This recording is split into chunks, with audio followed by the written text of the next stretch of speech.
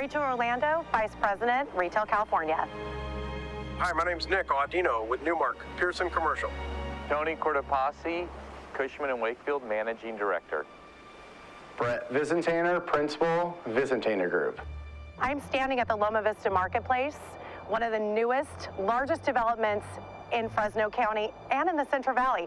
When completed, it'll be about 163,000 square feet of retail.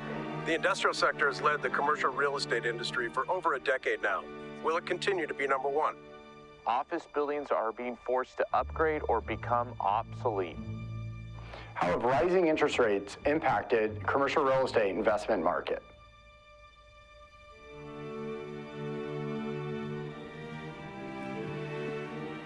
And the lights are on. Yeah, they are. Yeah. My name is Rachael Orlando. I'm with Retail California, and I'm honored to be your moderator for this esteemed panel discussion we have. Our panelists have a wealth of experience in all facets of the real estate ecosystem. So joining me tonight, we have Nick Audino, Newmark Commercial with Industrial, Tony Cortopassi, Cushman & Wakefield with Office, and Brett Visintainer with the Visintainer Group for Investment. So thank you for joining me. Now that we've set the stage for our discussion, I wanted to just dive right into one of the pressing issues facing real estate industry today, which is the impact of rising interest rates. So with that in mind, Brett, as someone who's been at the forefront of this change, can you share what impacts you're seeing on the investment market? Yeah, we've seen significant impacts from what has happened with interest rates over the last few years. When you look at 2021 and 2022, when rates were 3 to 4%, we saw record sales, volume, and then last year we saw rates start climbing up into the 7% range, and we saw values and total sales volume drop. So what I did was I put together this table to give more of a direct example of what interest rates have done and what investors are looking at in terms of when they are pricing assets. So on the left side here, you can see that you have a property, $999,000, and if you were to borrow 65% loan to value at a 3.5% rate to get a 5% cash on cash, what you would have done back in 21, 22, today, if you were to borrow 7% on this exact same property, same cash flow, you would have to pay $778,000. That's $221,000 less, about 20% less to achieve the same return for that property. And most of the time when you see this happen, what you realize is that investors, their return that they're looking for, they're not gonna just lower what their expected return is because interest rates have gone up. What they're gonna want is at least the same, or if not more, which can impact the pricing even more so to get less. So we talk about value. Let's talk a little bit about how that has impacted the sales volume. Yeah, so same type of thing. With sales volume, we saw a 50% reduction from 2022 into 23. So one of the big things to note is that pricing on average was about $6 million per property that sold in 21, 22. And then last year it dropped all the way down to $3.5 million. Now there's a couple reasons for this. One is that back when rates are in that 3 to 4% range, a buyer could come in who has, let's say, $4 million.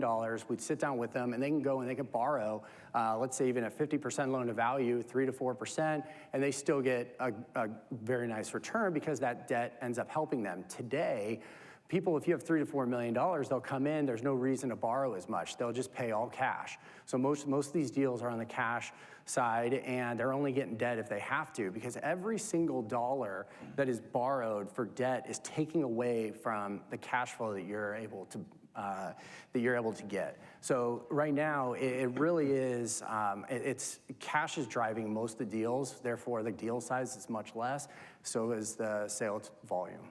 Are you seeing them using any leverage?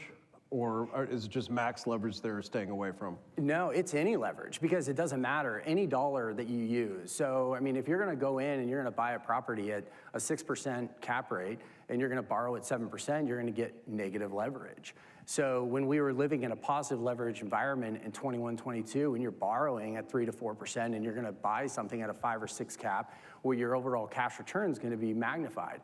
So the opposite is what's going on right now when you're gonna borrow at 7% and you're gonna buy at 5 to 6. why would you do it? Yeah. So why we're seeing debt get used is if we're in a 1031 exchange and somebody has to replace debt, and then what I tell them is borrow the minimum amount you have to cover your debt, because everything above that is just going to start reducing your overall return.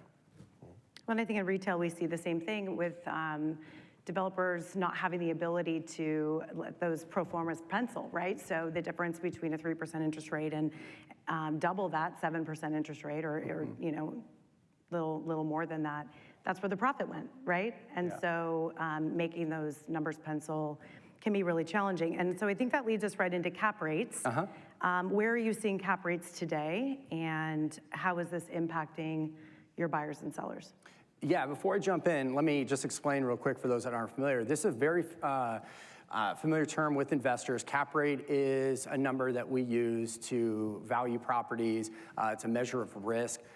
The more risk, the higher cap rate you're going to get, therefore the lower price, and so on. So when we look at what has been happening, so to explain this, sorry, if you bought a property for $1 million and your net cash flow was $100,000, then your cash on cash returns 10%, so your cap rate is 10%. So that's an example of what we're talking about in terms of cap rates.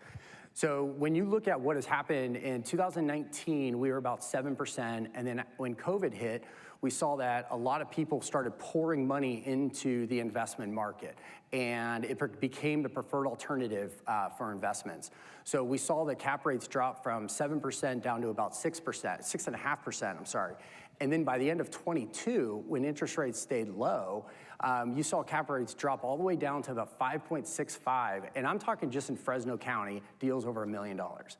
And so to have that big of a drop in just a few years really was driven by the interest rate environment. So now when you look at the other side, as interest rates have come up, well, it's inevitable that cap rates are going to follow. So going back to the table, what you see here is it gives you an idea that what we were at is that if you were able to buy something at 3.5 and you're paying a 5.66 cap rate, today, to get that same return, you need to pay a 7.26 cap. So that's the impact of the value and what cap rates are. So right now, we ended the year right about 6% cap rate is where we were in 23. And I don't see that that number is going to be coming down anytime soon. We're going to try trending up. And I've seen it on the industrial side, on local cap rates. We'll see buyers really looking and starting to scrutinize, you know, what's built into that cap rate. Where is the rent compared to market? What are the expenses? What's the condition of the property overall? Yeah. Whereas before, they were tossing money at it right and left. No, exactly. That's the thing. It's when you have interest rates as low as they were, people really weren't paying too much attention to what was going on, what the fundamentals of investing were. And now it's being scrutinized, not just by the investors, but by the lenders, and so much more on the pricing. So cap rates, they do, I mean, that's a much more complex situation where cap rates do impact, you know, where it's located, how much lease term, over market. There's a lot of risk factors that go into why people are paying what they are. But the main factor today is simply just a mathematical equation. As interest rates have been going up, cap rates are going to follow. So I think with every sector, retail, industrial, office, landlords are looking to see how they can maximize their values. Part of maximizing values is minimizing vacancy, right? So Tony, I wanted to lean into the office sector just a little bit with you. We've heard the doom and gloom about office. Numbers at a staggering 21% vacancy potentially for office, national number. But you've posed to say that Fresno is going to be closer to 7%. Can you share what makes us different than some of those other national markets? Absolutely. I think there's a two-pronged reason why that number is such drastically different than the national and a lot of the major metros of Northern California and Southern California. The real reason is supply. Supply is the biggest dynamic that happens. Our market doesn't build at the peak of the market. We've just historically not built as much as some of these other markets that are sexier, have the high rent volumes that skyrocket with tech. So what we saw when we look back at the cycle, we were prior to COVID at kind of peak market. Interest rates were down, The boom of building skyscrapers was happening in these major metros, and urban cores were trying to attract millennials back to the workforce. They wanted to be in urban centers. So what happened? The market, you know, COVID shifted, changed how we all work. A lot of people worked remote. So these markets offloaded all this space, plus they had supply side issues. Our market never created that supply side. So our market kind of just chugged along. Yes, we've had give back by Fortune 500. Yes, we've had some remote work. We've all done it, you know, of course of our careers. But we didn't have this supply boom of the bubble that burst. The second is those urban cores had some population decrease. People moved to suburbia during COVID. People moved to the Central Valley. We've seen a steady population growth over the last couple years where some of those urban cores didn't.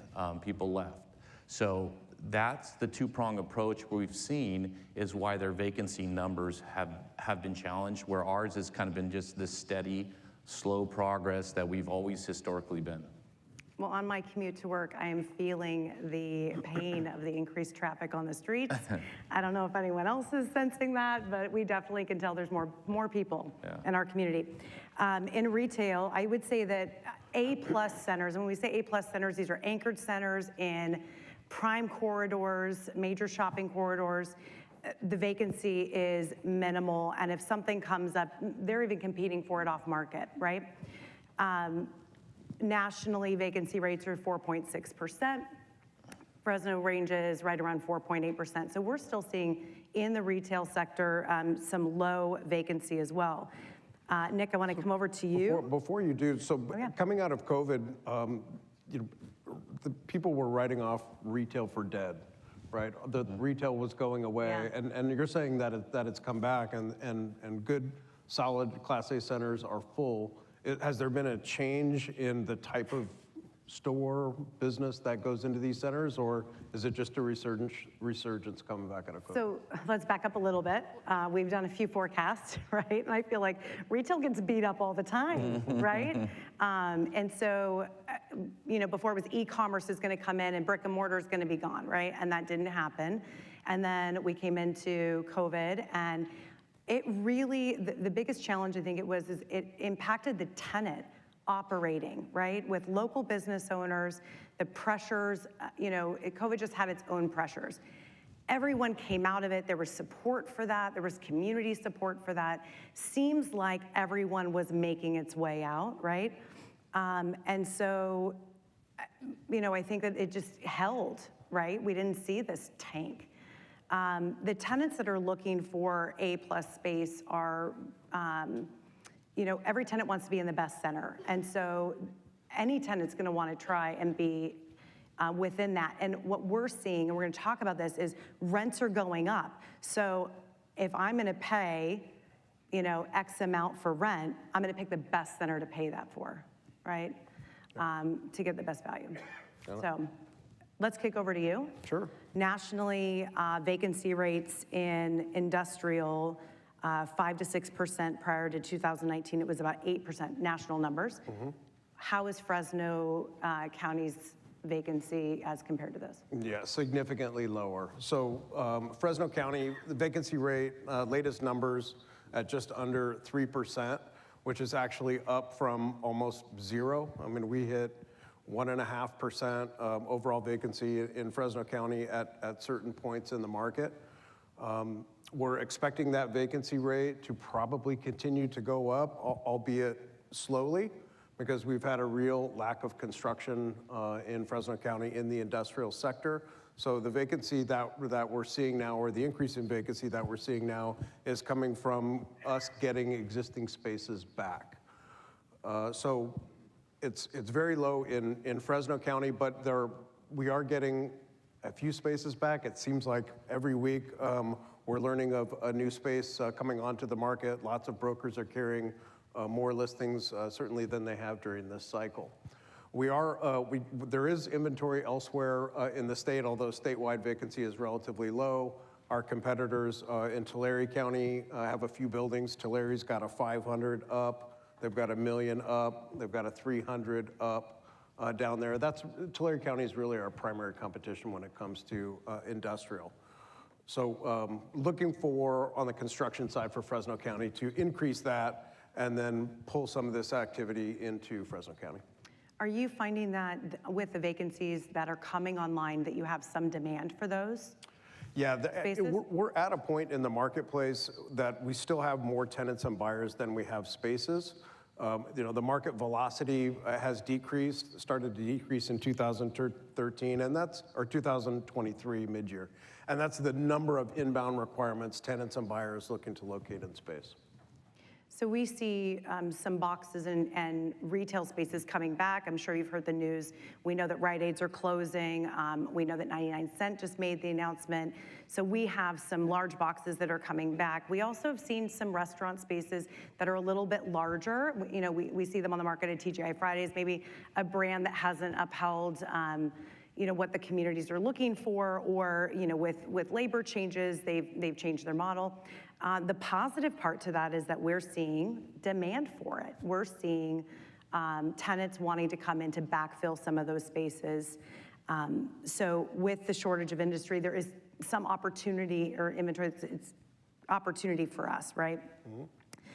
All sectors of commercial real estate have a slowdown on construction. I am lucky enough to be working on one of the largest projects in Fresno County right now, which is the Loma Vista Marketplace, which is incredible. And I think you have some good news for us tonight too. But notably, Fresno has had the lowest industrial construction starts. I know, should we just bring up Mayor Dyer back with us to talk about No, we're going to leave Mayor Dyer alone. But what are some of the things the competitors are doing to get those tenants, and what can we be doing so that it comes to Fresno County? Yeah, I mean, construction has been rough in industrial. In the Fresno area, after the first Amazon and Ulta Beauty deals were done here in town, that drew a lot of attention. So that was like our coming of age moment for big box industrial. And with that came, the challenges that the markets in Northern California and Southern California have been dealing with forever regarding CEQA and compliance with CEQA. So I think our market, our city government, our real estate community, me, caught off guard, frankly, by the level of ferocity against industrial development. And what's it going to take to change it is a good question. So, and Mayor Dyer alluded to it, we're going to need support from City Hall. We're going to need support from City Council. We have some council people here today. We need support for the community. Because when you take a look at the overall impact or economic impact of industrial or the industrial sector on our community, it's really significant. In jobs, in sales tax and property tax revenue. So it's an important sector. We need to catch back up on our construction and get back in the game. Great. It's all about the money though, isn't it? It always is. So I want to talk money. Tony, I want to go over to you. The retail sector is seeing rents the highest we've ever seen them. We know that cost pressure comes into that, but we can assume that office is feeling the same types of cost pressures. Where do you see office rents moving to? And are you going to give some landlords some good news tonight? Well, there's been so much negative news about office, and we kind of alluded to that at the beginning about, the different dynamics facing it. And the rents have really actually stagnated the last few years as people have just tried to figure out what this world's looking like. How do we keep tenancy?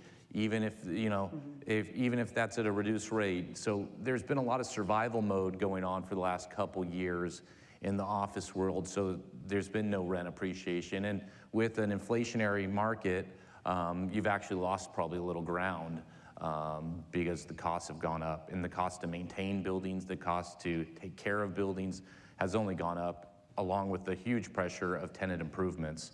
That's the underlying biggest issue. So I anticipate, because there's been, the vacancy numbers are relatively healthy, and there has been a lot of absorption of good space, we're going to see some price increases here in the near term. The rest of this year, we'll see slow but steady kind of gains in the rent side of things, because there's just a lack of product.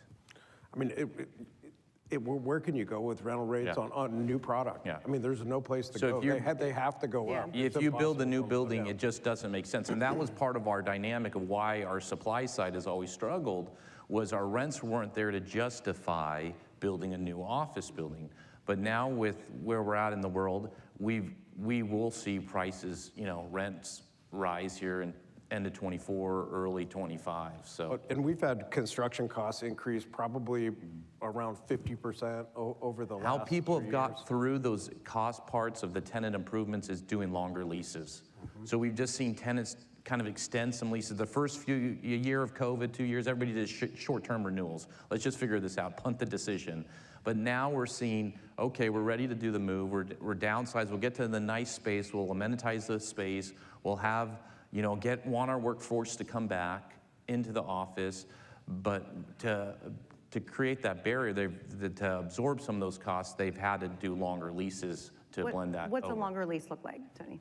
In office, it's 7 to 10 years for Fresno. Okay. National markets, they might be a little longer, but 7 to 10 years is kind of is where we're trending because of improvement costs. And how does the longer term lease help get the rent down?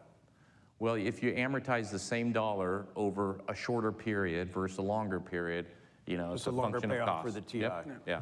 Yeah. On the cost side, in industrial, so we're working with our development community and trying to build a pro forma for some of these new projects. And they'll come and say, Nick, can you get me 85 cents a foot for this industrial space that was leasing for 65 cents a foot a few years ago? Yes, I can get you 85 cents a foot. I'm available for hire. For the same space if you build it. And I don't always win that argument with the development community who tends to be pretty conservative, and the lenders out there even more conservative than that. So, but the next highest comp is the next deal, and that's what we've seen in our marketplace over the last few years. We'll see how that holds up. So outside of new construction for industrial, where are you seeing lease rates? 2021, there was a national figure at 55 cents per square foot. Where are we today? So we're overall, if I'm gonna blend it all product types, we're around 71 cents per square foot, triple net. There are some that are higher than that, some are lower than that based on the asset class and building size. So I think those rates are gonna hold for us. The only way I could see rental rates really taking a big drop is if we had an extreme spike in vacancy. And with our construction numbers where they are and the delivery of new construction still being a little ways away, I don't think we're gonna see much of a change. So let's shift into the tenant, right? What tenants are looking in the market? Let's start with industrial. We'll keep it rolling. Yeah. What types of tenants are looking here, and why do they like the Fresno market so much? So I'll start with the last part. So Fresno is the beachhead of the central San Joaquin Valley. When large users that'll come to locate in a geographic area, if they're looking at the Central Valley, they focus on Fresno first. It has the workforce, it has the population density, it has a lot of the amenities, schools and other educational facilities that will support their coming in and the number of employees that they're gonna bring to the town. And if they can't find anything in Fresno, they've been looking outward, right? And so they'll find the next closest place they can go, or they'll gravitate toward the path of least resistance on getting from the identifying site to getting open for business. And Tony, what about you? What kind of tenants are looking for office space today? And kind of a two-part question, is what's available on the market ready for that tenant? The short answer is there's not enough product that's ready, second generation. When I say second generation, that means already built out, ready to go, where you just need minor improvements to get it ready. So the market is lacking a lot of that. A lot of that stuff has been picked over now, including medical space. So what we're seeing is medical community, obviously, as Nick alluded to, Fresno County and the city of Fresno is kind of the main for a large geographical medical community to service. So all these medical expansions, because our population keeps growing, are looking for additional medical, buildings, but the infrastructure is not there. So what they've done is they've started converting typically office buildings, traditional office buildings into medical. So, there's obviously a big cost to that, but they're doing that. And that's also why our vacancy numbers are relatively healthy, is they're absorbing some of this backfill space. Areas like Palm Bluff, you see United Health kind of expand some clinics around town in non-traditional markets. We've also seen some regional companies do quite well. While the Fortune 500's kind of been muddling in this world, we've seen a lot of regional growth of companies that are nimble, ready to go, can solve some of the Fresno greater needs. So they've been backfilling. And then as the municipalities grow, they've been need more space, more services. So they need more space to, create those programs. And I didn't answer the type of tenants that you asked. 2 questions, I only answered one. The primary demand, or the leading the way, is e-commerce. So e-commerce fulfillment centers are leading the way in industrial demand, and probably will continue to do so. And then we still have a good, strong, traditional spoken wheel store fulfillment environment. But almost every logistics building in this town is an e-commerce center or has an e-commerce component to it. So not going to get away from that. And we have the service sector. So our small industrial construction side is always does very well and still have good demand there. Great. We have retail challenges with tenants currently, and some of those issues obviously come into the new wage factor that came into California. California specifically is not always felt as tenant friendly. And so where you see tenants that may be expanding in other states, getting them to come to California can be challenging. I think one of the best things about the Central Valley and why Fresno County is wonderful for a tenant is cost. The other cost factors are still reasonable for them coming in, and we still have Fortune 500 companies that need and have projected growth, and this is a great place for them to do so. I would say that tenants today, from a local business owner opening a business to a national tenant, their stay power is pretty incredible with some of the things that they face with costs rising, PG&E delays, things like that are coming in, maybe even, city issues that they face. And they stay with the projects and they stay going, right? And so I love the resiliency that we're seeing in tenants and the fact that they're not pulling from our area right now. They're not just saying, I'm out completely. So I think that's really positive. When you touch on a very good point. So affordability or cost for the Central Valley.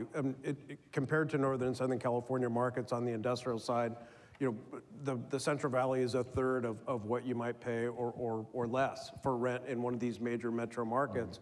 And so we're seeing some of that warehousing demand where it's getting outpriced in some of these other markets, turning towards the Central Valley, which is really an emerging market in California. I would say probably the last emerging sector that we have in the state.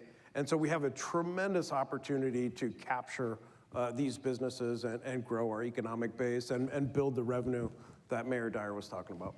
And I really want to focus on the opportunity with that because ending this forecast and our panel discussion, I really wanted to hone in on where we think the opportunities are. I think everyone sitting in this room wants to be a part of something that would be positive for them and give them some upside. So, Brett, you've heard the requirements that tenants have that they're struggling with, but we also can see some of the challenges that we have with owners and landlords.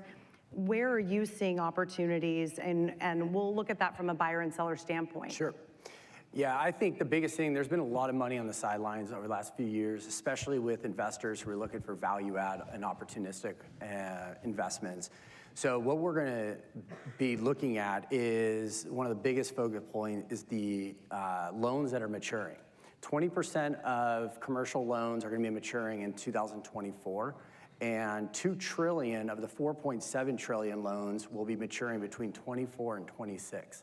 Wow. So there's a lot of people right now, as values have maybe not held as high as previous years, that are going to be in a situation where that loan may be coming up, and they may not be able to either get the refinance they want, they may not be able to have the money to pay the difference, meaning that if somebody right now has, let's just use $15 million loan, and the value have dropped, then the lenders maybe tightened up their lending criteria. They say, okay, we're gonna give you 10 million.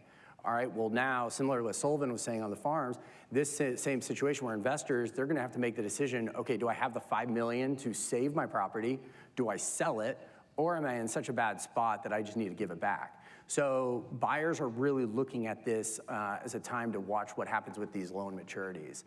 Now, as far as sellers and what they're, or not even sellers, just owners, the big thing right now with owners is just maintaining what is going on with their property, meaning looking at the expenses. Okay, are you looking at LED lighting, solar? Are you auditing vendors to find out ways to maximize the lowest amount that you could spend? Along with the other is that if you have renewals coming up, then pushing those rents. If you have vacancies, pushing those rents, because that is how you're gonna be able to offset your values with the cap rates that are going up and values coming down. So the one thing though I do wanna end this on is the fact that with sellers, remember, we are still historically low on our cap rates. And when you look at the 10-year average of 6.5 in Fresno, we're still in that 6% range. So if you remove the anomaly of what we just saw in 21, 22, we are still in a good market. It's just, it feels like it hurts so bad because everyone saw these values over the last few years. But I think it's really important for owners right now to figure out how to make sure to maintain the value of their property. Will you see properties come on the market that maybe are forced into selling? You think that'll be a sector as these loans call? Yeah. Because the rent may not change. The rent may be fixed for who knows how long. Exactly. I just talked to a property manager today that they started getting calls from banks, understanding where the investor is with their property. You know, you're seeing, I just read an article about a property in St. Louis that sold in 2006 for $205 million and just sold for $3.5 million. You know, so these stories are out there. And what's happening is there's going to be more and more situations where people don't have the money. If you own 10 different properties and your loans are all maturing and you have to come in and you have to put up the money to make the difference and you can't cover them all, you're going to have to start picking out which ones you don't want, sell, give back to the bank.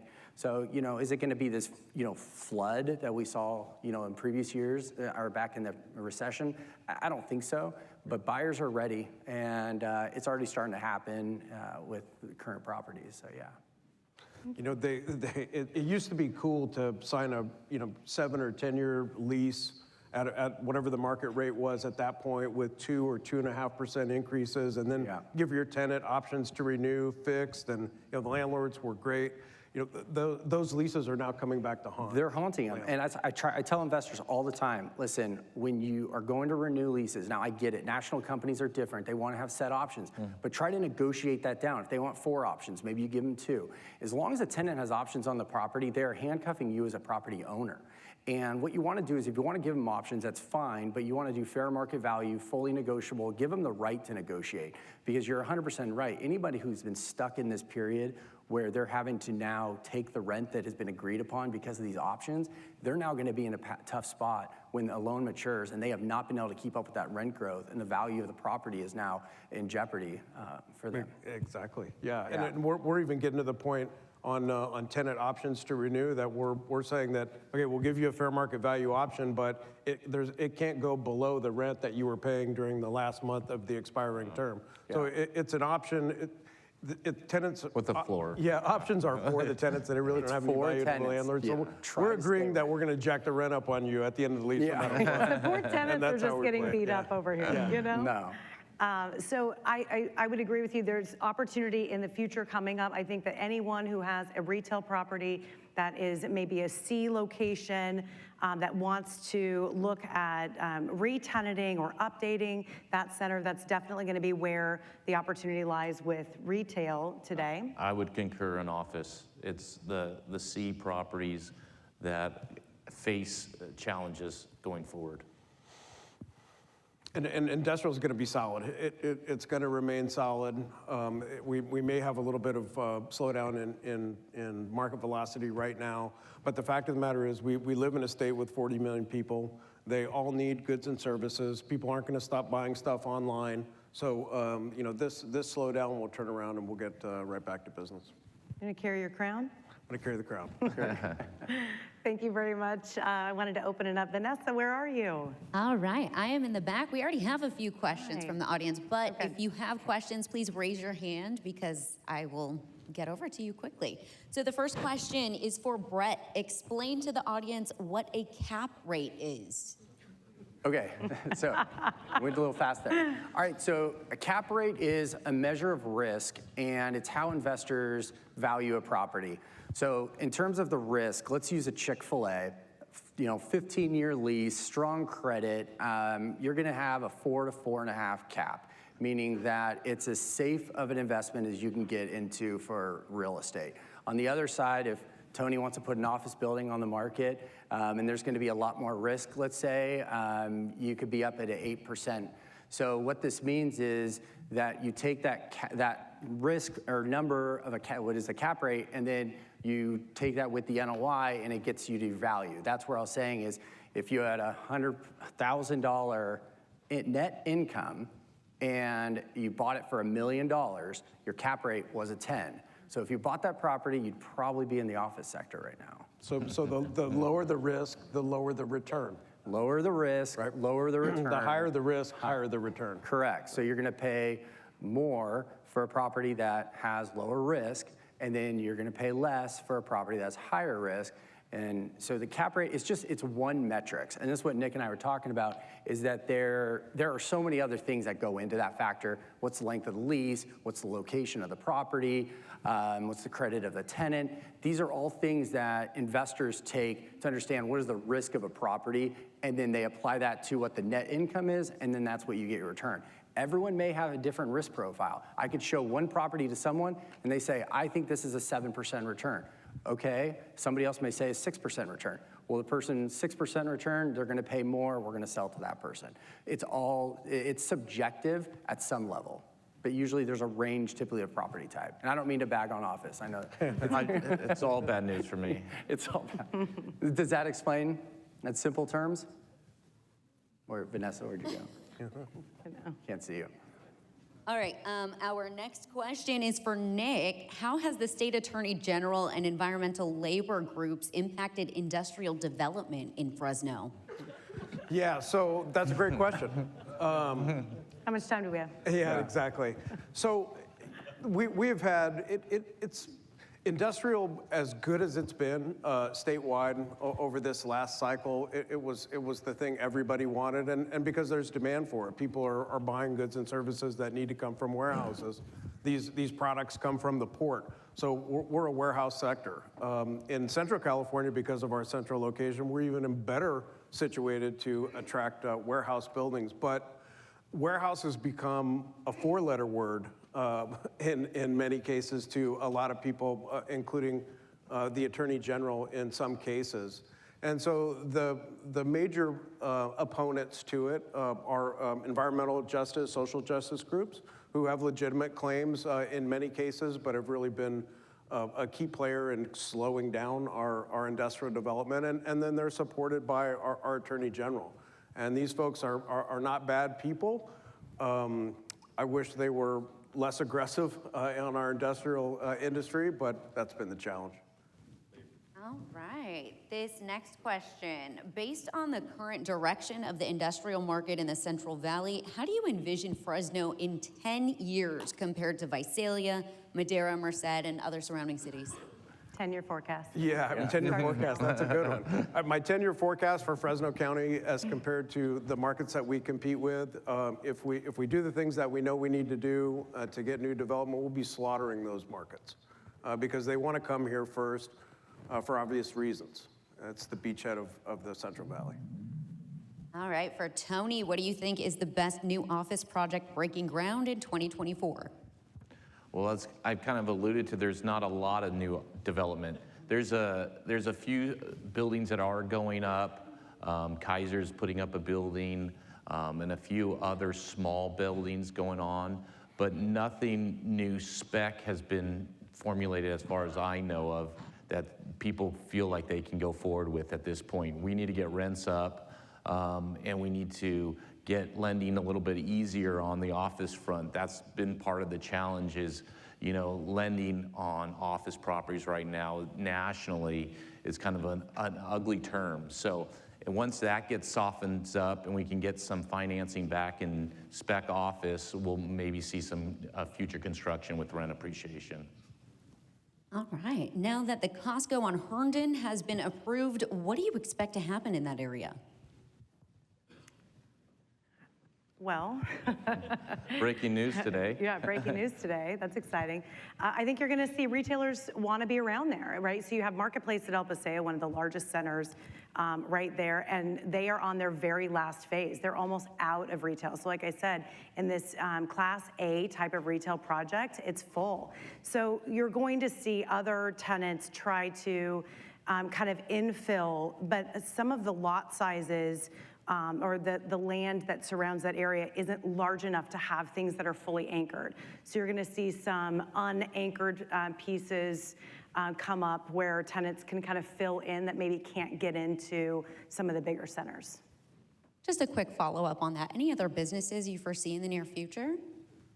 New businesses to, say that again? Any other larger new businesses coming to the area in the near future? I think that we've heard rumblings about some new grocers coming and looking. So that's really exciting. I know nothing's been announced, but I know that grocery hasn't really looked in this area in quite some time. And so having some Central Valley tours is really exciting for us. I think that's coming into where you see some of this new development where they need to have some grocers support the housing. Unfortunately, it used to be a model where it was so many homes would allow for a grocer, and that just kept getting bigger and bigger and bigger, right? So people were just waiting. And so I think we've had some infill with the housing market, with the boom, and now we're seeing those tenants peeking around. Right, and really quickly, average size office space warehouse for retail in Fresno. You guys know the average size of office space or warehouse? Well, I mean, for office, it really depends on where you're at.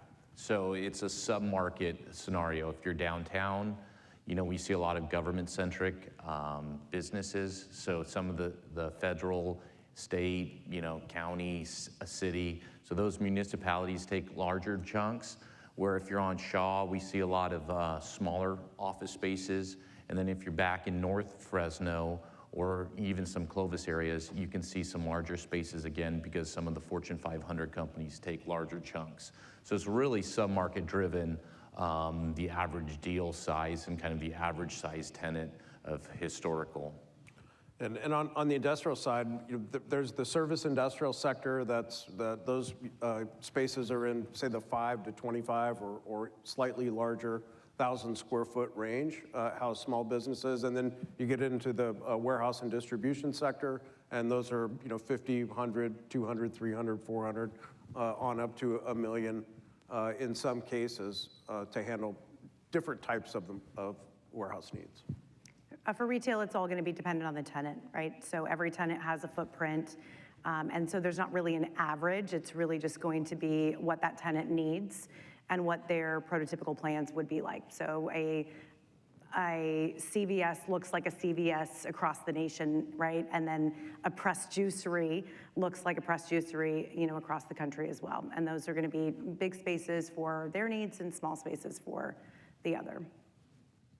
All right, and final question for Rachel. What is the retail industry charting for retail in downtown Fresno?